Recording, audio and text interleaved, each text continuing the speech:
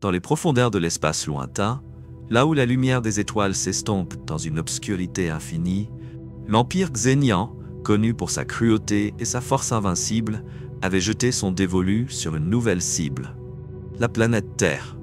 Ce petit monde, apparemment faible et technologiquement sous-développé, était perçu comme une opportunité facile d'expansion et d'exploitation de ses ressources. Les flottes xénianes avançaient dans le silence imposant de l'espace, tels des spectres inarrêtables. À bord du vaisseau mère, une structure gigantesque de la taille d'une ville entière, le commandant Zeralk se tenait devant un écran holographique monumental. L'écran diffusait des images en direct de la Terre.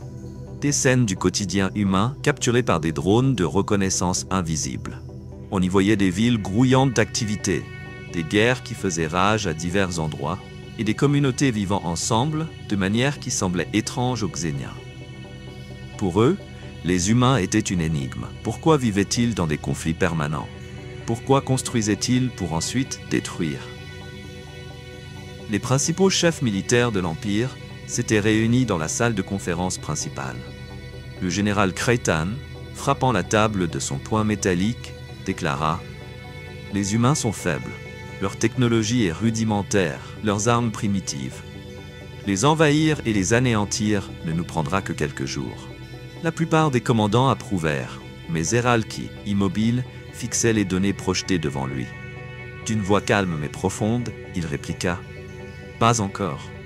Il y a quelque chose chez ces humains que nous n'avons pas encore compris. Nous devons les étudier davantage avant de prendre une décision définitive. » Cette décision étonna les autres commandants. Zeralk était connu pour ses décisions fermes et son leadership sans hésitation. Mais cette fois, ses paroles semblaient étranges et inattendues. Kreitan tenta de s'opposer, disant « Commandant, ce retard est injustifié. Nous risquons de perdre l'effet de surprise. » Zeralk répondit fermement « Nous ne perdrons rien en comprenant mieux notre ennemi.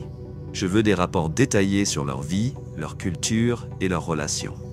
Nous n'attaquerons pas avant de savoir exactement à qui nous avons affaire. » Les équipes de reconnaissance zénianes commencèrent immédiatement leur travail, utilisant des technologies avancées pour observer tous les aspects de la vie humaine sans se faire repérer. Elles récoltèrent des informations sur les guerres, les catastrophes, les célébrations et même les moments simples de la vie quotidienne. Elles virent des soldats risquer leur vie pour sauver leurs camarades blessés, des scientifiques travailler jour et nuit pour trouver des remèdes à des maladies mortelles, et des familles partager des instants chaleureux autour d'une table. Zeralk observait attentivement ces scènes. Peu à peu, son image des humains commença à changer. Ils n'étaient pas simplement des êtres primitifs, ils étaient pleins de contradictions. Ils se détruisaient mutuellement, mais faisaient aussi preuve de courage, de sacrifice et d'amour.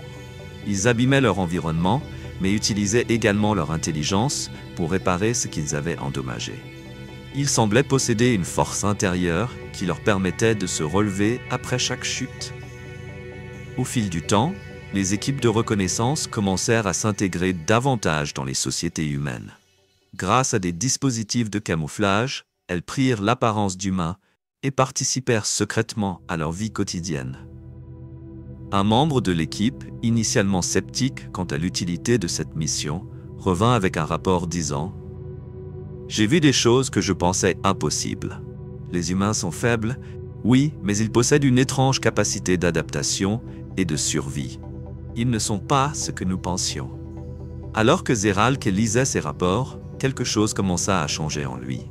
Ses émotions entraient en conflit avec sa doctrine militaire stricte. Il se demandait « Qu'est-ce qui rend ces humains si particuliers? Comment des êtres apparemment fragiles peuvent-ils posséder une force intérieure si grande ?» Il décida de franchir une étape plus audacieuse. Il ordonna l'envoi d'une équipe de reconnaissance sur Terre pour interagir directement avec les humains et étudier leur vie de près. L'équipe, composée d'une élite de scientifiques et d'explorateurs xéniens, atterrit sur Terre sous une parfaite dissimulation. Ils vécurent parmi les humains et observèrent leur vie sous un nouveau jour. Dans une petite ville, l'équipe vit une fillette aider son amie à se relever après qu'elle était tombée. Ailleurs, Ils virent un ouvrier interrompre son travail pour donner de la nourriture à un sans-abri. Ces scènes, bien que simples, portaient des significations profondes. Un membre de l'équipe dit à Zeralke lors d'une communication directe: « Commandant, il y a ici quelque chose que nous ne pouvons pas expliquer. Les humains semblent remplis de contradictions, mais ce sont précisément ces contradictions qui les rendent uniques. » Zeralke répondit avec une voix qui trahissait une hésitation nouvelle. « Continuez à collecter des informations. Je veux mieux les comprendre. » Cependant, à bord du vaisseau mère, les voix contre Zeralke se faisaient de plus en plus entendre. Creighton et d'autres dirigeants pensaient que ce retard mettait en péril le succès de leur mission. En secret, ils complotaient pour agir sans l'autorisation du commandant. Alors que Zeralke s'efforçait de mieux comprendre les humains, les plans de Creighton progressaient dans l'ombre. La tension montait, et l'avenir de la Terre et de l'Empire xénian se retrouvait suspendu à un fil.